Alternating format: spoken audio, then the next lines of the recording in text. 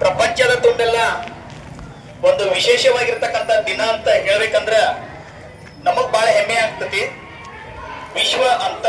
ವಿಶ್ವ ಯೋಗ ದಿನ ಇವತ್ತ, ಅಂತಾರಾಷ್ಟ್ರೀಯ ಯೋಗ ದಿನ.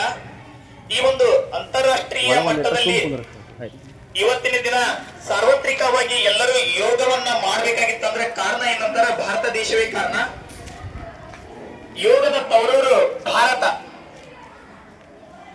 ಆದಿ ಕಾಲದಿಂದಲೂ ಋಷಿ ಮುನಿಗಳು ಆಧ್ಯಾತ್ಮಿಕವಾಗಿ ದೈಹಿಕವಾಗಿ ಸದೃಢವಾಗಲು ಹಲವಾರು ಆಸನಗಳನ್ನ ಕಂಡು ಹಿಡಿದು ಇವತ್ತು ಅಭಿವೃದ್ಧಿ ಪಡಿಸಿರ್ತಕ್ಕಂಥದ್ದೇ ಯೋಗ.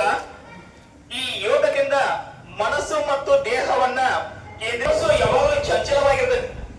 ಆ ಮನಸ್ಸನ್ನ ಸರಿಯಾಗಿ ನಾವು ಹಿಡಿದಿಟ್ಟುಕೊಳ್ಬೇಕಾಗಿತ್ತಂದ್ರ ಯೋಗ, ಪ್ರಾಣಾಯಾಮ, ಧ್ಯಾನ ಇವುಗಳನ್ನ ಮಾಡುತ್ತಾ ಹೋದ್ರೆ ನಮ್ಮ ಮನಸ್ಸನ್ನ ನಮ್ಮ ದೇಹದ ಜೊತೆಗೆ ಹಿಡಿದಿಟ್ಟುಕೊಳ್ಳಲಿಕ್ಕೆ ಸಾಧ್ಯತೆ ಇದೆ. ಆ ಒಂದು ಕಾರಣಕ್ಕಾಗಿ ಯೋಗ ಅಷ್ಟು ಪ್ರಾಮುಖ್ಯತೆಯನ್ನ ಪಡೆದುಕೊಂಡಿದೆ.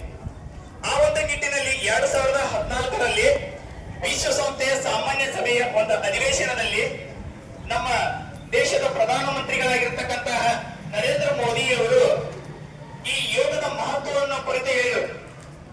ಯೋಗವನ್ನ ಯೋಗ ಒಂದು ಭೂಮಿ ಒಂದು ಆರೋಗ್ಯಕ್ಕಾಗಿ ಇರಬೇಕು ಅಂತಕ್ಕಂಥದ್ದು. ಇಡೀ ಜಗತ್ತಿನ ಎಲ್ಲಾ ಜನರು ಆರೋಗ್ಯಯುತವಾಗಿ ಇರ್ಬೇಕಂತಕ್ಕಂಥದ್ದು ಒಂದು ಉದ್ದೇಶ.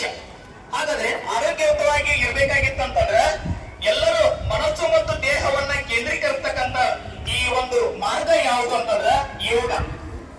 ಆ ಒಂದು ಉದ್ದೇಶಕ್ಕಾಗಿ ನರೇಂದ್ರ ಮೋದಿ ಅವರು ಈ ವಿಶ್ವಸಂಸ್ಥೆಯ ಸಾಮಾನ್ಯ ಸಭೆಯಲ್ಲಿ ಇದನ್ನ ಘೋಷಣೆ ಮಾಡಿ ಅದರಂತೆ 2015 ವಿಶ್ವಸಂಸ್ಥೆ ಜೂನ್ 21ನೇ ತಾರೀಕಿನ ದಿವಸ ಅಂತಾರಾಷ್ಟ್ರೀಯ ಮಟ್ಟದಲ್ಲಿ ಎಲ್ಲರೂ ಯೋಗಾಭ್ಯಾಸವನ್ನ ಪ್ರಾರಂಭಿಸಬೇಕು ಅಂತ ತಿಳ್ಕೊಂಡು ಘೋಷಣೆ ಮಾಡಿತು.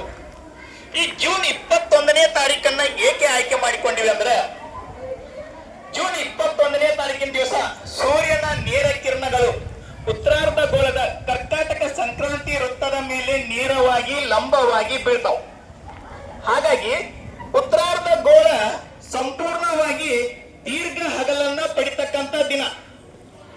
ನಾಳೆ ದಿವಸ 22ನೇ ತಾರೀಕಿನ ದಿವಸ ನಂತರ ಆ ಸೂರ್ಯ ಕರ್ಕಾಟಕ ಸಂಕ್ರಾಂತಿಯಿಂದ ದಕ್ಷಿಣದ ಕಡೆಗೆ ಚಲಿಸಲಿಕ್ಕೆ ಆರಂಭ ಮಾಡ್ತಾವ.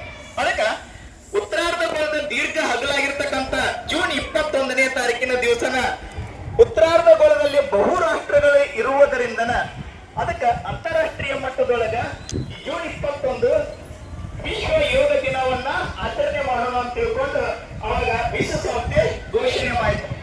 ಅದರಂತೆ ಈ ಒಂದು ಯೋಗವನ್ನ ಇವತ್ತು ಮಾಡ್ತಾ ಇದ್ದೀವಿ. ಸೂರ್ಯನಿಗೆ ಅಭಿಮುಖವಾಗಿ ನಿಂತು ನಮಸ್ಕಾರ ಸ್ಥಿತಿಯಲ್ಲಿ ಕೈಗಳನ್ನು ಜೋಡಬೇಕು. ನಿಮಗೆ ಎರಡೂ ಕೈಗಳನ್ನ ಸಮಾನವಾಗಿ ಇಡಬೇಕು. ತೊಡೆಗಳಿಗೆ ಆ ಎರಡೂ ಕೈಗಳನ್ನ ಮೇಲಕ್ಕೆ ಸಾವಕಾಶವಾಗಿ ಎತ್ತಬೇಕು. ಸಾವಕಾಶವಾಗಿ ನಾನು ಮಾಡ್ತಾ ಇದ್ದೀನಿ ನೋಡು. ನೇರವಾಗಿ ಕಿವಿಗಳಿಗೆ ಹತ್ತಿಕೊಂಡು ಮೇಲ್ಗಡೆ ಕೈಗಳನ್ನ ಜೋಡಿಸಬೇಕು ನಮಸ್ಕಾರ ಸ್ಥಿತಿಯಲ್ಲಿ. ಅದನ್ನ ಹಾಗೇನೆ ಎದೆ ಮುಂದೆ ತೆಗೆದುಕೊಳ್ಬೇಕು.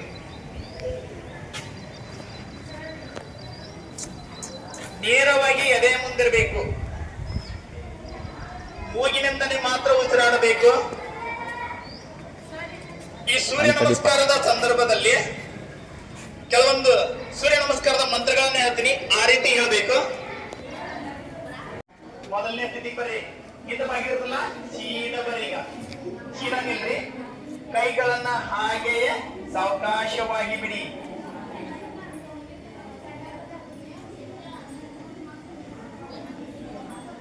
ಇದು ಊರ್ಧ್ವಾಸನ. ಹಸ್ತಪಾದಾಸನ. ಹಸ್ತಪಾದಾಸನ ರೂಲ್ಸ್ ನೋಡ್ರಿ.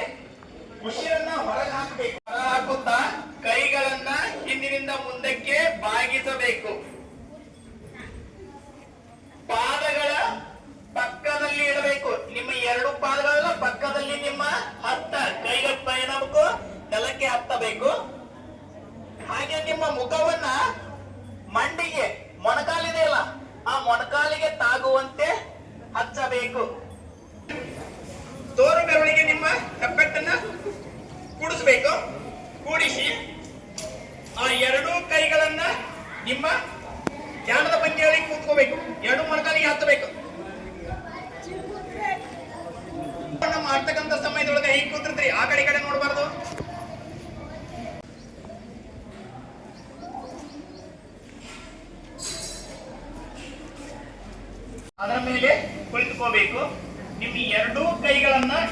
ಮೊಣಕಾಲುಗಳ ಮೇಲೆ ಇಡಬೇಕು. ಸಾವಕಾಶವಾಗಿ ಮಾಡಬೇಕು.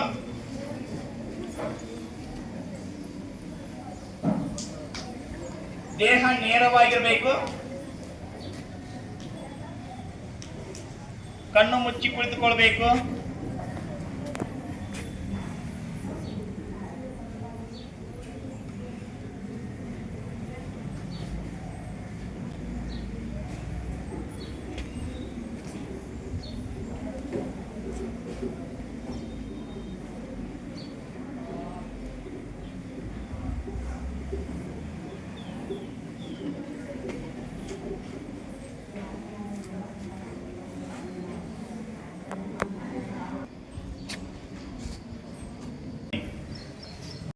ನಿಮ್ಮ ದೇಹವನ್ನು ತಿರುಚಬೇಕೀಗ ಹಿಂದಕ್ಕೆ. ಅದು ಹೆಂಗೆ ತಿಳ್ಕೊಳ್ಳೋದು ಹೇಳ್ತೀನಿ, ಹಂಗೆ ತಿಳ್ಕೊಂಡು ಹೋಗ್ಬೇಡಿ. ಎರಡು ಇಟ್ಕೊಂಡ್ರೆ ಅದು ಆಸನ ಇದೆ, ವಕ್ರಾಸನ ಅಂತಕ್ಕಂಥದ್ದು. ಈ ಆಸನದಲ್ಲಿ ಬೆನ್ನು ಉರಿ ಏನಾದ್ರೂ ಇತ್ತಪ್ಪ ಅಂದ್ರೆ ಅದು ಕಡಿಮೆ ಆಗ್ತದೆ ಅಂತಕ್ಕಂಥದ್ದು. ಈಗ ಸಹಜ ಸ್ಥಿತಿ ಕೂತಿಲ್ಲ, ಎರಡು ಕೈಗಳನ್ನ ಹಿಂದೆ ಮಾಡಿ ನಿಮ್ಮ ಪಾದಗಳನ್ನ ಅಲ್ಲಾಡಿಸಿ. ಮತ್ತೆ ಆಜುಬಾಜುದವ್ರು ಬಿಡಿಬಾರ್ದು, ಅಲ್ಲಾಡ್ರಿ.